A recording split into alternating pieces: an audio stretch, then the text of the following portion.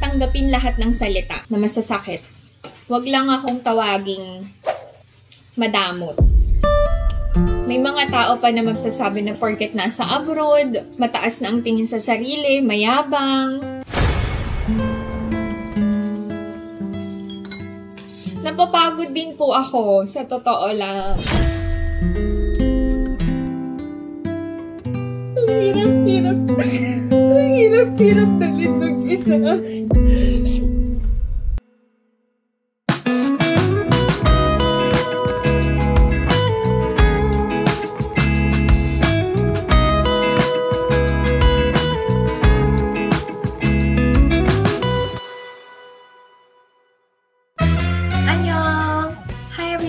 Welcome back to my channel. This is PMSK and this is my life in Korea. Samahan niyo ako ngayong araw na to. Tiyan lang kayo!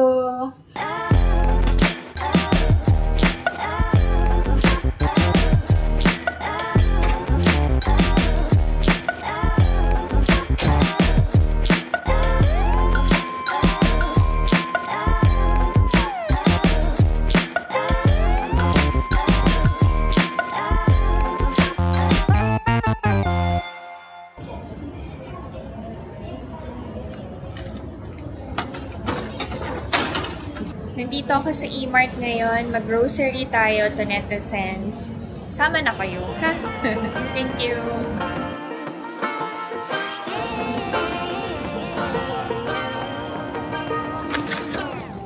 I like to be educated, but I'm so frustrated. Hello to my loneliness. I guess that ignorance is bliss. Take me back to before the noon. Rewind, take it out. 9,992 na lang tong muskmelon. Favorite to ni Ina.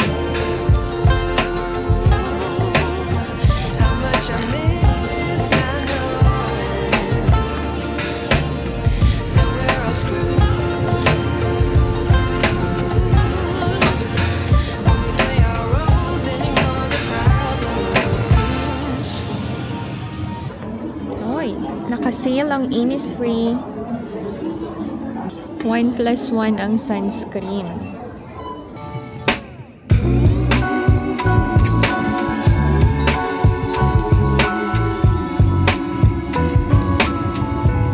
Uwi na tayo to netizens.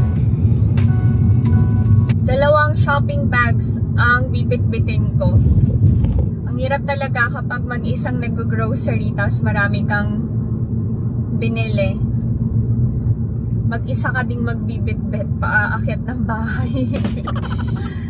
Samahan nyo na ako, ha? Diyan lang kayo.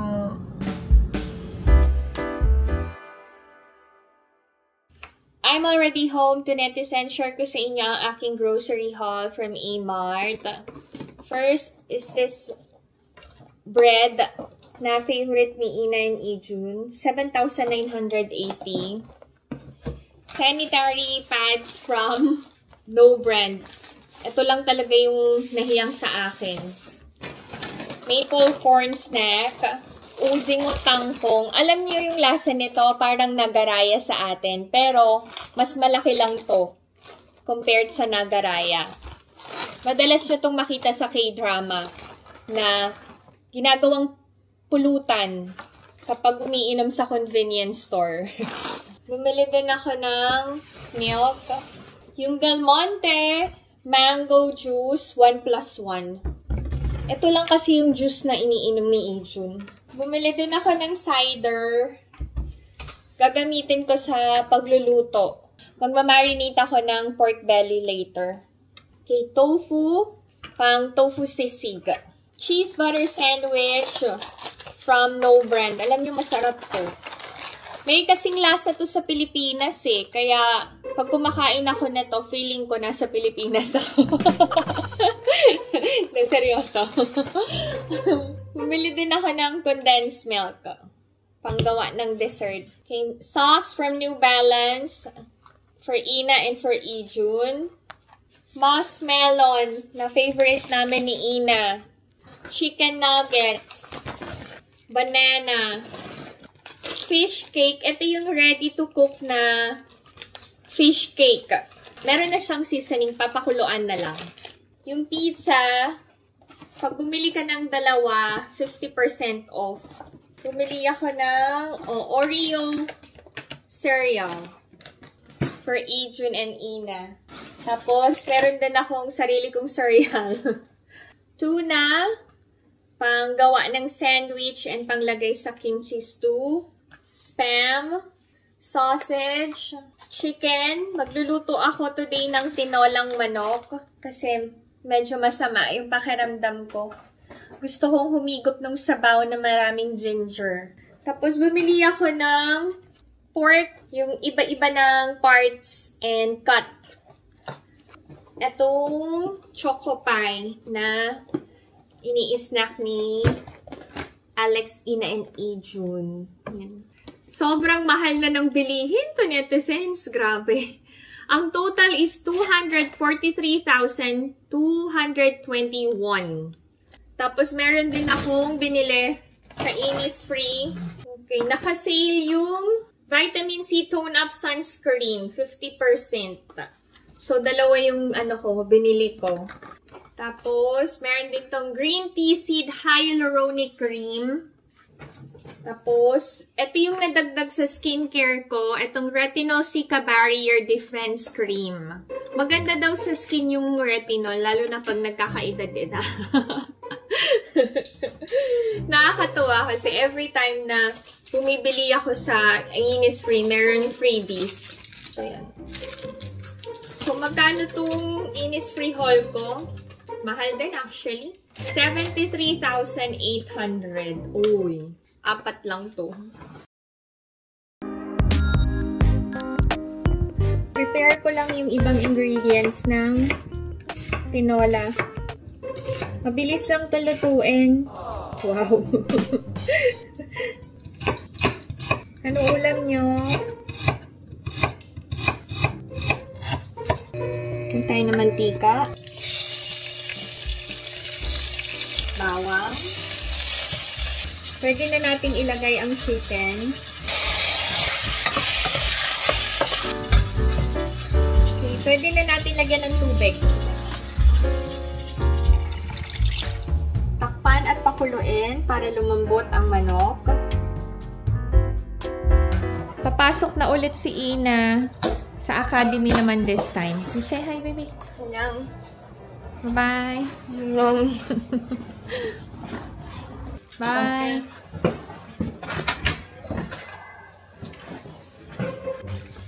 Adrian is home. Hi. You say hi naman, anak. Hi, me. Check. Binilahan ko siya ng windbreaker. Ay, go. Kabait-baitan ka talaga. Yes. Pag nagbabike kasi siya, ang itim-itim na. Okay lang yung color. Yan. Nice.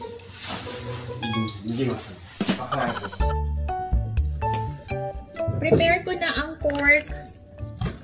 Gagawa tayo ng marinade. Lagay tayo ng Sprite. Soy sauce. Tomato or banana ketchup. Oyster sauce, ground pepper. Siyempre, kailangan din natin ng garlic. Ilalahat ko na para mas malasa. Haluing mabuti hanggang well combined lahat ng ingredients. Kailangan din natin ng kalamansi. Haluing mabuti. Pwede na natin ilagay ang pork belly. Isasama ko na din tong pang pork chop.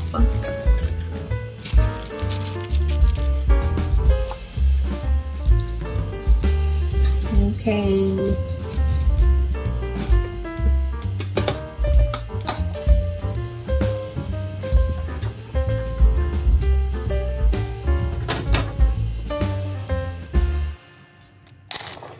Tinimplahan ko na ng patis.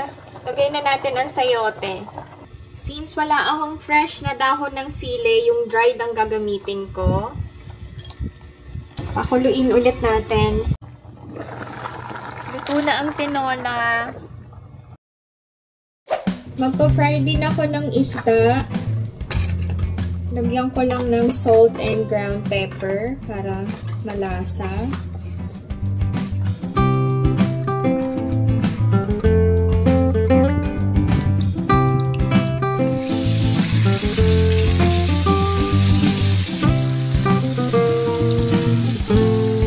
Habang nagpa-fry ako ng isda, kakain na ako ng tinola. Kain tayo. Gumawa ako sausawan. Patis na may kalamansi and sili. Kailangan kong ipadala sa DJI Service Center tong camera na Osmo 3. Pinapalitan ko. Si Alex, kinuhanan niya ng insurance tong Osmo 3 ko. Good for 2 years na. So, may mga services na pwede kaming i-avail. Like for example, sa isang taon, pwedeng 2 beses magpapalit ng unit. Palit talaga. And pwede ring ipagawa na lang yung unit ng may-ari. Hindi papalitan. Ako, pinapalitan ko, so I only paid 40,900 sa bagong unit na makukuha ko. Kung ipapagawa, around 20,000 naman yung babayaran. Hindi ko na to ipapagawa. Papapalitan ko na lang.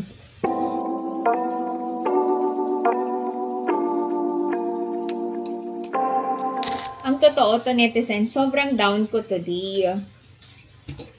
Bago ko mag-start mag-vlog, umiyak ako nun. Kasi, kaya kong tanggapin lahat ng salita na masasakit. Wag lang akong tawaging madamot. Kasi alam ko sa sarili ko na hindi ako ganun. Malungkot. Kasi kapag hindi mo napagbigyan ng isang beses, lahat ng nagawa mong kabutihan na napakarami, wala, forget na yun. Nakakalimutan. May mga tao pa na magsasabi na porket nasa abroad, mataas na ang tingin sa sarili, mayabang.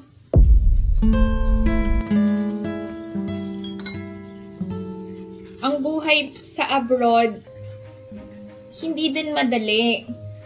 Kailangan talagang magsumikap and may mga sacrifices na gawin para magkaroon ng magandang buhay. Buhay ng pamilya sa Pilipinas at buhay namin dito kung nasaang bansa kami. So, bago kayo magbitaw ng masasakit na salita, siguraduhin nyo na alam nyo yung buhay namin ng buong buo. And hindi porket nasa abroad kami at kapag nag-ask kayo ng tulong, hindi kami pwedeng mag-say ng no. So, para sa mga family and relatives ko sa Philippines, mga kaibigan ko, mga subscribers ko na nanghihingi ng tulong, hindi ko kayo kayang tulungan lahat. Pero kung kaya ko, magbibigay ako. Napapagod din po ako, sa totoo lang. And every time na may mag-aasa akin ng tulong, tapos hindi ko matulungan, hindi nyo alam yung bigat sa puso. Kasi hanggat maaari, tutulong ako. Pero kasi may mga anak din ako na kailangan kong paghandaan yung future. And gusto ko din paghandaan yung pagtanda ko. Napapagod din ako. Sa totoo lang, napapagod ako.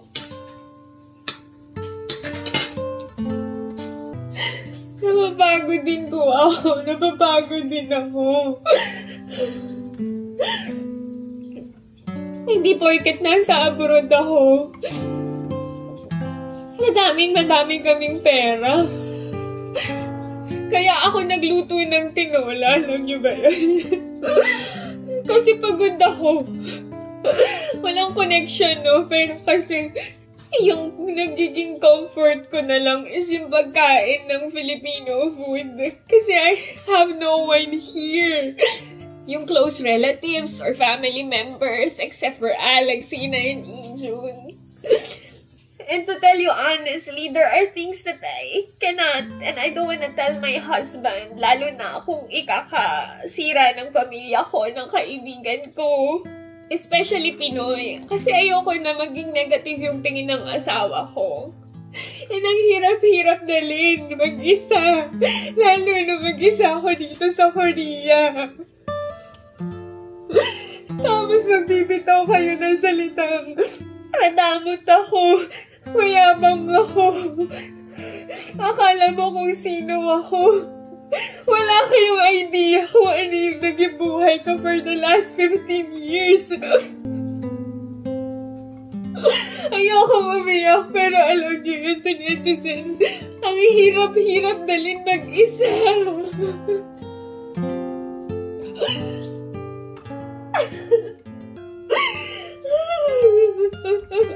Makapag-provide ng maayos na buhay sa pamilya ko sa Korea with the help of Alex and sa pamilya ko sa Pilipinas. And para makapag-extend ako ng help sa mga relatives, sa mga friends ko, at sa mga subscribers ko. Sorry to netizens. Ang hirap-hirap dalhin mag-isa.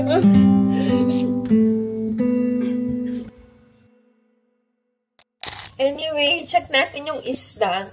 Muntik pa masunog yata. Kakaiyak ko. Wait pa.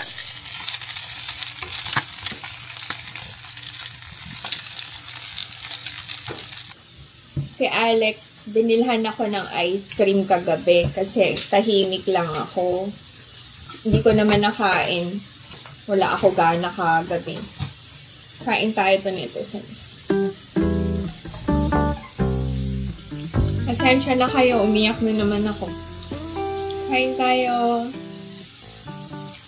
Thank you so much sa pagsama sa akin and sa pakikinig sa akin to netizens. Thank you sa pagmamahal nyo. So if you enjoyed watching this video and to my channel, please consider subscribing, like, and share Pinay Moments South Korea. Stay safe everyone. Bye!